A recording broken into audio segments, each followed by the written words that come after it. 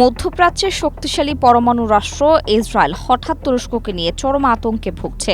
সম্প্রতি সিরিয়ার আবু আল দুহুর বিমান ঘাঁটিতে ইসরায়েলি বিমান হামলার নেপথ্যে রোমহর্ষক গোয়েন্দা তথ্য ফাঁসের পর এই ভূরাজনৈতিক দ্বন্দ্ব প্রকাশ্যে এসেছে।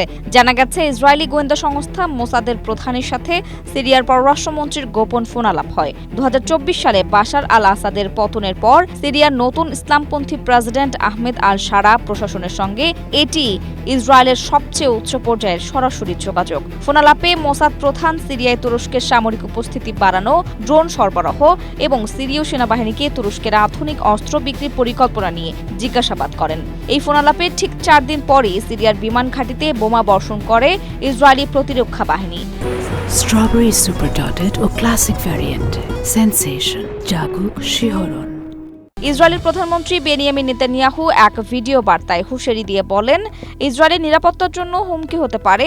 সিরিয়ায় তুরস্কের এমন কোনো সামরিক ঘাঁটির উপস্থিতি সহ্য করবে না তেল আবিব। তবে আঙ্কারা ইসরায়েলের এই অভিযোগকে সম্পূর্ণ ভিত্তিহীন দাবি করে বলেছে, সিরিয়ার সার্বভৌমত্ব লঙ্ঘন করে চালানো অবৈধ বিমান হামলার অজুহাত খুঁজতেই ইসরায়েল এমন প্রোপাগান্ডা ছড়াচ্ছে।